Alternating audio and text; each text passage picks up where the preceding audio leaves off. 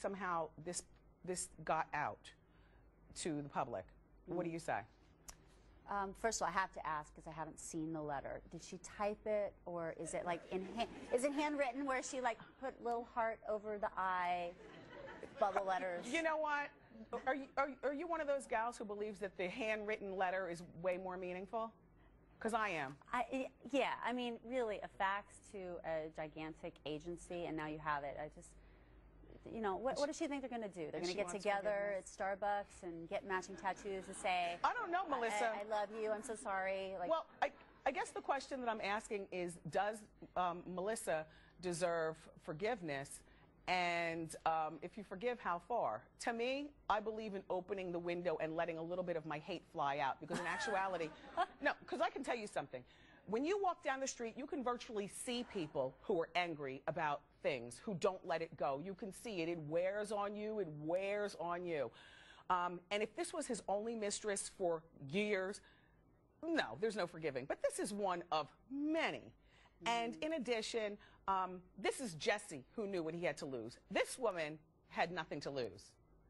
All those tattoos and the string bikini and, you know, she hasn't, I don't know. Anyway, all right, audience, I just want to see by a show of hands, does she deserve forgiveness in the heart, in the heart, in the heart, in the heart? You don't have to call her. Oh. Oh, well, Melissa. Save it. All right. So now listen. Here's another story that I thought that you guys would be very interested in. The Star magazine is reporting about Kim Kardashian. Kim Kardashian, you know, whenever you see anything about the Kardashians, I mean, we know a little bit about her being married years ago, but we don't really know much about it. I know she was married, I know he was black, and I know that she was 19 when she married, so it's like, you know, you do something wayward to your parents and your family situation. But here's more. First of all, that's him. She eloped to he's a music producer, and his name is David Thomas. And according to the court documents that we dug up, Kim, you guys, was a victim of domestic violence. In a nutshell, they were married for 4 years, from 2000 to 2004. He filed for divorce from her sometime in like 2003 and a half.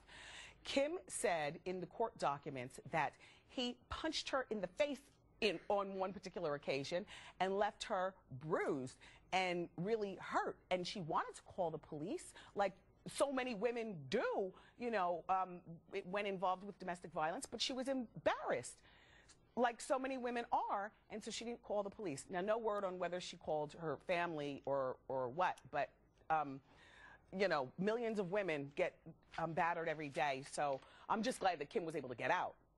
Apparently, though, she's claiming in her court papers that he gave her thousands of dollars to get liposuction so that she could be perfect for him, and he forced her to quit her jobs and college and prohibited her from seeing friends.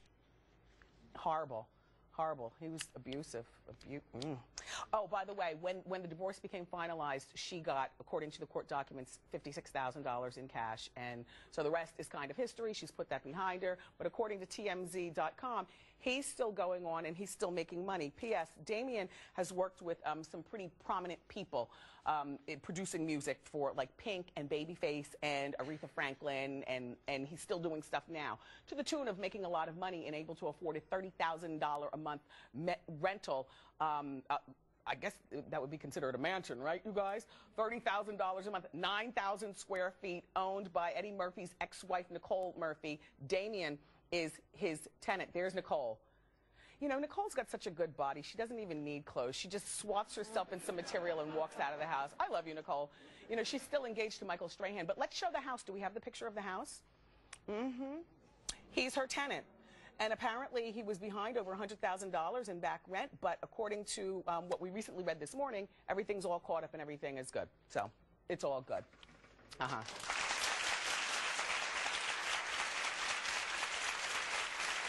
And so I haven't seen this movie Kick-Ass. Is anybody, Kathryn, have you seen the movie Kick-Ass? I haven't seen it yet. You're really busy. You know what? No, but here's the thing. I know Cold Case has you on such a crazy schedule, right? That's the series TV. Yeah, well, we just wrapped it up, but yeah, yeah, it is pretty much it's a machine. Sunday night is the finale. Yes. And are you shooting movies on your hiatus during the summer and stuff?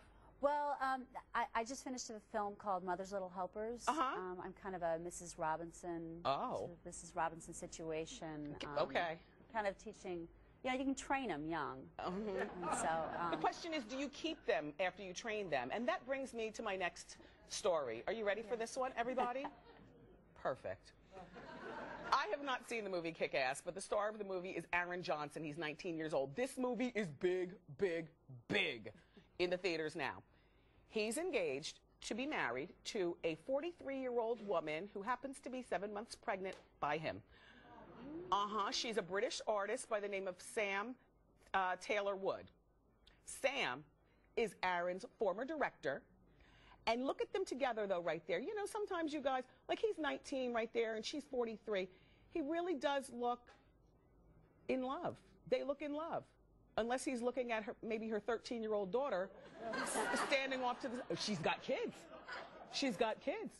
She's already a mother of two. One's 13 and one's a little bit younger than that. She was married for 11 years. But you know what? She's a breast cancer survivor. And she says, despite the age difference, I'm going to live my life, she tells People magazine, on my own terms. There's got to be something good said for that. Don't you wish that we could just live our lives on our own terms? Be damned what people say. I mean, you know, here's the thing. There is a double standard. When Zeta Jones and Douglas got married, you know, he's like 25 years older than her, but she's also a 30-year-old woman, so her young wasn't so young. I mean, that was long enough for her to luxuriate with all this in her 20s and then know what she wants by the time she's 30 years old. But this kid, the boy, Aaron, is only he's only 19 years old. And my thought is that perhaps, Kathryn, that he might have some growing pains of his own. You've got to expect that he's going to step out, perhaps, 1 or 5 times. And then what if he has children with somebody else? What if he all of a sudden wakes up and says, you're too old for me? I'm sure she thinks about that and worries about it. But, you know, I mean, over maybe in 10 years, he will want to, you know, he's probably covering his bases with a 13-year-old daughter. Like, I could go... Yeah, either way. Got my options covered. A mess. But, well, it's a risk. Yeah. Well, you know what? Good for her. Yeah. I mean, Kathryn Zeta-Jones, like, she wasn't 19. No. But I'm sure she made it work. Yeah. But that's because she got all that out of her system in her 20s. Yeah. We'll see what happens with this. You know, you got to work your system before you, get married, before you put a ring on it. Anyway, look. Okay, so we're going to take a break, everybody. But coming up, I can't wait to tell you about the brand new reality show they're calling the Geriatric Jersey Shore. It's about senior citizens.